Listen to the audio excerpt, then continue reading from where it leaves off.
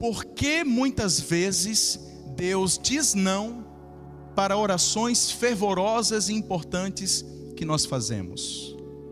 Por que muitas vezes Deus nos responde de forma negativa diante de pedidos que nós fazemos a Ele através de orações?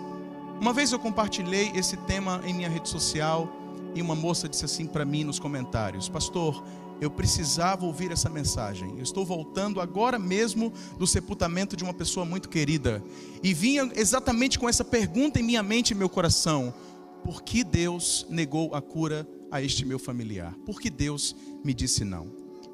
Eu tenho a impressão de que todos nós já passamos por essa experiência.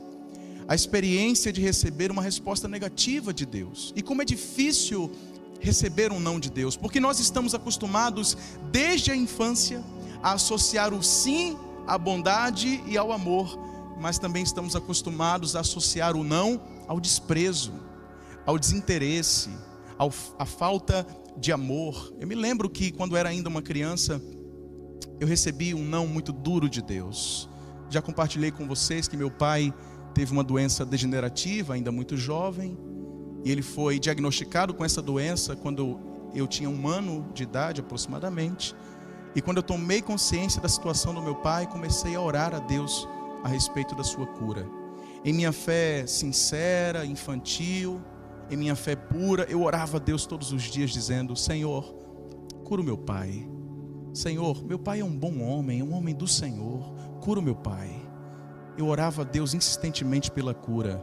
Mas quando eu tinha 9 anos e meu pai 41, ele faleceu. Esse foi o não mais duro e audível que eu recebi em minha vida, que impactou a minha vida profundamente. Naquele momento eu fiquei me perguntando por quê? Por que Deus me disse não? É provável que você também esteja vivendo ou já viveu uma experiência assim, em que você fez uma oração importante para Deus, uma oração fervorosa para Deus, mas ao invés de abençoar a sua vida com aquilo que você estava pedindo, Deus lhe disse não. Mas eu quero começar a mensagem dessa manhã, antes de nós abrirmos a Bíblia, para dizer para você 2 coisas muito importantes. Já guarde em seu coração isso desde agora. A primeira verdade que eu quero que você guarde em seu coração sobre o não de Deus é que o não de Deus não é sinônimo de rejeição, e nem toda porta que Deus fecha é sinônimo de perda. Muitas vezes o interesse de Deus é fazer exatamente o contrário. Ele fecha portas com o propósito de abençoar a nossa vida.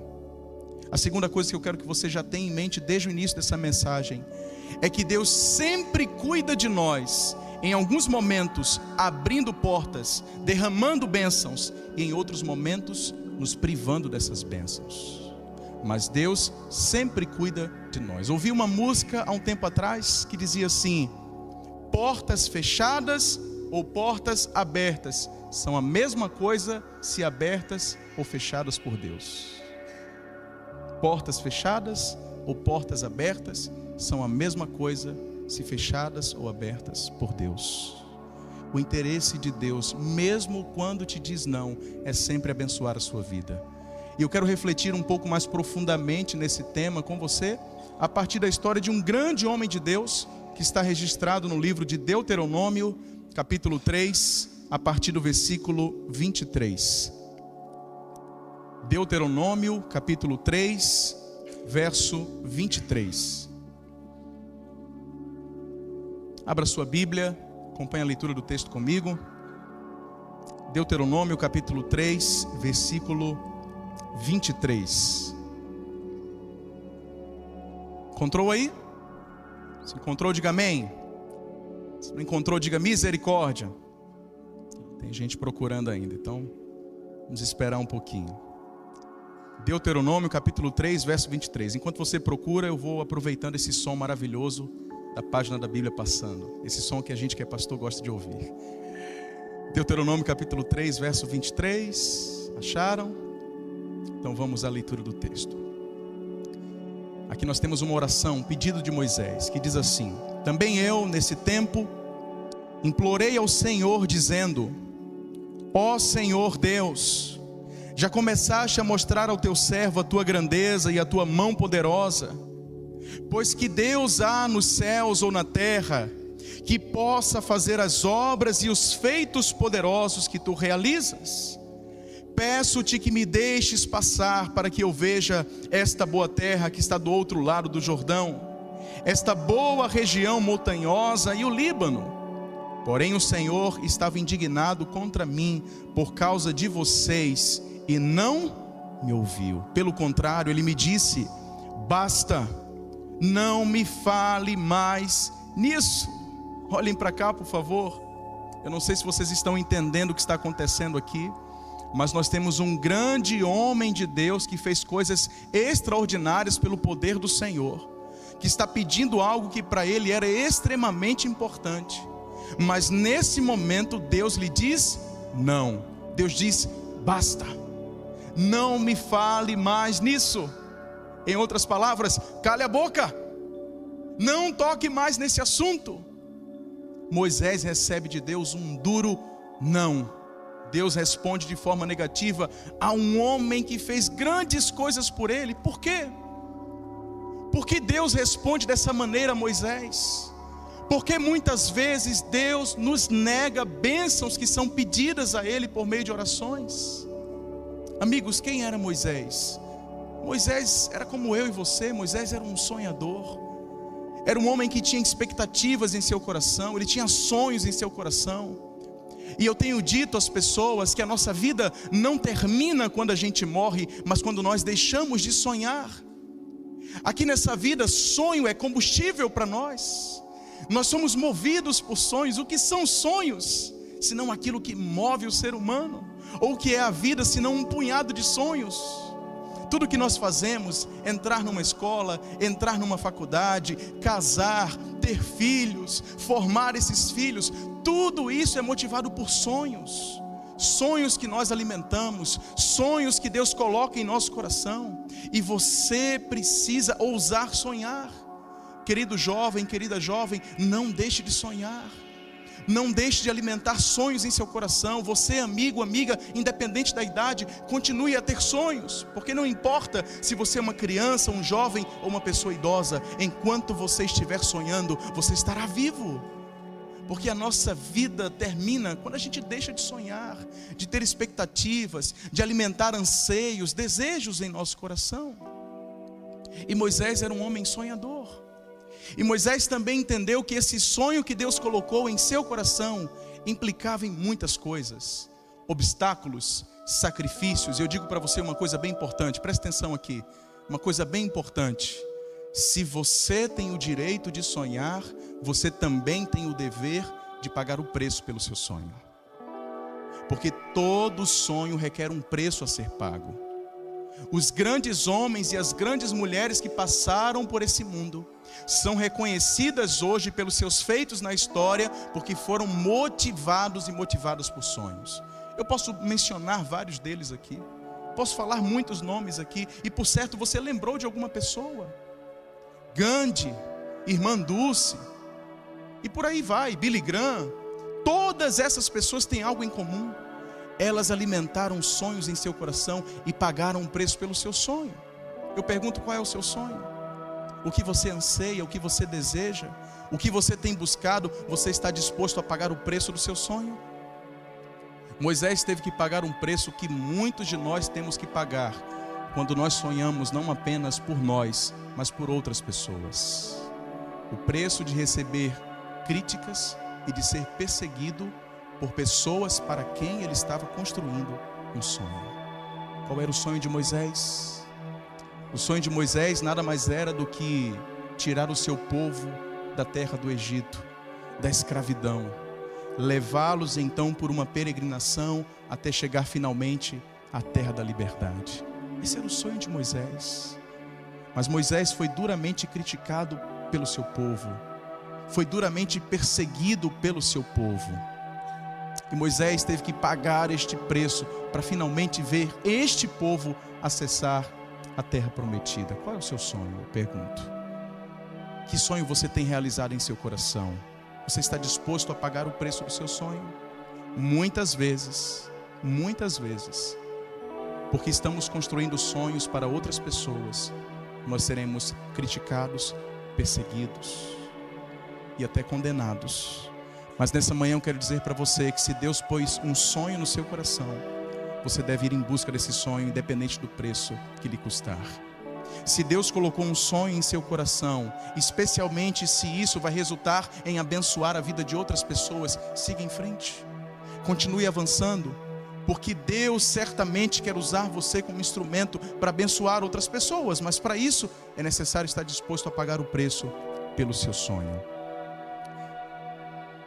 O livro Patriarcas e Profetas fala uma coisa bem interessante sobre o fato de Deus não permitir que Moisés entrasse na terra prometida. Na página 428 está escrito, presta bem atenção: o desaparecimento de seu amado líder seria para Israel uma repreensão muito maior do que qualquer que pudesse haver recebido, caso tivesse sua vida e missão continuado. Deus queria levá-los a compreender que não deveriam tornar a vida de seu futuro chefe tão cheia de provações como fizeram a de Moisés. Deus fala a seu povo pelas bênçãos concedidas, e quando elas não são apreciadas, Ele lhes fala pelas bênçãos que lhes remove, a fim de que sejam levados a ver seus pecados e voltem a Ele de todo o coração. Que coisa, não é? Deus estava aqui através desse pedido negado a Moisés, dizendo: vocês que foram liderados por Moisés precisam estar de coração aberto à liderança que eu instituir no meio de vocês. Vocês tornaram a vida de Moisés dura e difícil, a ponto de o homem mais manso da terra cometer um pecado que envolveu impaciência, por causa da forma como vocês o trataram. Por favor, não façam isso com Josué. É o que Deus está dizendo. Josué vai vir agora após Moisés. Não façam isso com ele. Não torne a vida de Josué tão difícil quanto vocês tornaram a vida de Moisés. Se Deus tivesse mantido Moisés no meio do povo ainda com vida, se ele permitisse que Moisés acessasse a terra prometida, esse texto diz que esse povo não aprenderia a lição que Deus desejava ensinar a eles. Por isso Deus removeu o líder talvez mais notável depois de Jesus na Bíblia do meio do seu povo, para que o povo entendesse que toda liderança instituída por Deus deve ser seguida, respeitada e amada. Quando Moisés chega diante da realização do seu sonho, Deus simplesmente olha para ele e diz: Moisés, você vai ver a terra, mas você não vai entrar na terra. Que resposta dura para um homem que dedicou a sua vida para conduzir o povo de Deus. Que resposta difícil de ouvir para uma pessoa que dedicou toda a sua liderança, o seu amor, a sua intenção em levar o povo para a terra da liberdade. E Moisés, o responsável por conduzir o povo, não entraria na terra. O que você falaria para Deus se Deus olhasse para você depois de uma jornada tão longa quanto a de Moisés e dissesse: você não vai realizar o seu sonho? O que você falaria para Ele? Você se queixaria? Você lamentaria? Você brigaria com Deus? Sabe, amigos, muitas vezes nós nos queixamos com Deus porque não tomamos real noção da nossa condição. Veja Adão, por exemplo. Há pouco tempo era apenas um boneco de barro, não era nada. E Deus lhe deu vida, Deus lhe deu um jardim, Deus o estabeleceu como rei para governar o restante da criação. E Adão se rebela contra Deus. Que razão temos para nos queixar de Deus? Há um tempo atrás não éramos nada e Deus nos deu tudo. Deus nos deu vida, Deus nos deu um lar, Deus nos deu saúde, bens, riquezas. Do que nos queixaremos de Deus? Amigos, eu quero chamar a atenção de vocês nessa manhã para uma coisa muito importante. A nossa fé não pode estar baseada nas bênçãos de Deus, mas no Deus da bênção. Uma fé verdadeira é aquela que permanece fiel a Deus, mesmo quando nós somos contrariados. Uma fé verdadeira é aquela que floresce na adversidade, assim como o dia nasce da noite. Você quer saber do que é feita a sua fé? Você quer saber quão genuína a sua fé? Observe como você se comporta quando Deus não atende os seus pedidos. Observe como você reage quando Deus lhe diz não. Eu vejo na história desse grande homem de Deus uma fé verdadeira, que se submete à vontade de Deus, mesmo diante da iminência da concretização do seu sonho. Será que eu teria essa atitude? Quando a gente olha para a história de Moisés, nós vemos um homem que estava acostumado a receber sim de Deus. Tudo que Moisés pedia a Deus, Deus concedia. Moisés orava no contexto da escravidão do povo ali no Egito, e as pragas cessavam. Moisés, diante do mar vermelho, levanta sua mão em sinal de intercessão, e Deus faz uma coisa extraordinária. Você conhece a história? Deus abre o mar vermelho. A sua irmã Miriam o criticou, e por isso Deus colocou sobre ela uma lepra. Então Moisés ora por sua irmã e ela fica curada. O povo de Deus estava batalhando. Moisés ergue seus braços. Enquanto Moisés está com os braços erguidos, o povo está vencendo a batalha. Ele se cansa, baixa os braços por um momento, eles começam a perder. Então duas pessoas vêm auxiliá-lo, levanta os braços de novo, e o povo de Deus triunfa na batalha. Deus olha para Moisés e diz: Moisés, esse povo é difícil demais. Sabe o que eu vou fazer? Eu vou eliminar esse povo, e eu vou constituir uma grande nação através de você. E Moisés diz: Senhor, não faça isso. Não faça isso. O que as pessoas vão dizer do Senhor? Que o Senhor tirou o povo do Egito para matá-los no deserto. Por favor, não faça isso. Se quiser riscar o meu nome do livro, pode riscar, mas não faça isso ao povo. E Deus atende a intercessão de Moisés, porque Deus o amava profundamente. Mas no momento que Moisés faz um pedido a seu próprio respeito, Deus não o atende. Como entender isso? Quando a gente olha para Moisés, percebe que há nele uma semelhança com Cristo. Porque quando Cristo estava na cruz, as pessoas olharam para Cristo e disseram assim, zombando da situação de Jesus, afirmaram: salvou os outros, mas não pode salvar a si mesmo. Moisés, em toda a sua vida, dedicou-se em oração, em intercessão, em prol do povo que ele estava guiando, que ele estava liderando, que ele estava conduzindo. E Deus atendeu todos os pedidos que Moisés fez pelo povo. Mas no momento em que ele pretende salvar a si mesmo, no momento em que ele pede pelo seu próprio sonho, Deus não o atende. Então vem à tona de novo aquela pergunta que eu fiz no início da mensagem: por que Deus, em muitos momentos, diz não para orações fervorosas e importantes que nós fazemos? Porque Deus muitas vezes diz não para você, mãe e pai, quando você pede pela cura do seu filho, isso não acontece? Porque Deus diz não para você e para mim, quando estamos numa condição de desemprego, de crise financeira, e o Senhor aparentemente não está vendo essa situação? Por que isso acontece? Talvez essa seja uma das perguntas mais importantes que você deve se fazer na vida. O que Deus está tentando me dizer quando Ele me diz não?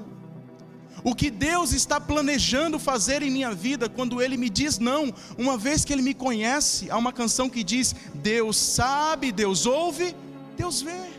Ele me conhece, Ele sabe o que eu preciso, Ele sabe quem eu sou, Ele sabe o quanto essa bênção é importante para mim. Por que então Ele me diz não? Essa é uma pergunta importante de se fazer. E nessa noite eu quero explicar isso a você a partir de 3 afirmações. É claro que você não deve colocar Deus numa caixinha nessa manhã e dizer: todas as vezes que Deus me diz não, são por esses motivos. Não. Deus é ilimitado em recursos, Ele pode fazer qualquer coisa. Ele pode fugir, inclusive, a algum princípio que eu apresentar aqui, porque eu não posso limitar o poder de Deus, seus planos, suas intenções. Mas trabalhando com princípios gerais, eu entendo que há pelo menos 3 ocasiões em que Deus nos responde não, mesmo que a orações importantes e fervorosas que nós fazemos. Primeiro princípio, fica aqui comigo, presta atenção, a gente está caminhando agora para o final da reflexão. Primeiro princípio: Deus nos diz não quando a nossa vontade não está alinhada com a sua vontade. Muitas vezes nós oramos a Deus por coisas que até consideramos importantes. mas essas coisas não estão em conformidade com a vontade de Deus, e por essa razão Ele nos responde com não. Mas nós precisamos, amigos, e com muito carinho quero falar isso para você, nós precisamos decidir nesta manhã se nós queremos um Deus Senhor da nossa vida, ou se nós queremos um mordomo onipotente. Nós precisamos decidir se nós queremos um Deus que sabe o que é melhor para mim e que, quando necessário, contraria a minha vontade para que os planos dele se estabeleçam, ou se eu quero um Deus que é uma projeção da minha vontade, ou se eu quero um Deus que faz tudo aquilo que eu peço como se eu soubesse o que é melhor para mim. Deixa eu falar uma coisa importante para você: você não pode enxergar através da curva, você não pode enxergar no escuro, mas existe um Deus que sabe o que é melhor para a sua vida, existe um Deus que tem planos para a sua vida, e por essa razão, quando você pedir alguma coisa a Deus que não está em conformidade com a sua vontade, o Senhor não lhe atenderá, porque Ele sabe o que é melhor para você e para mim. Amém?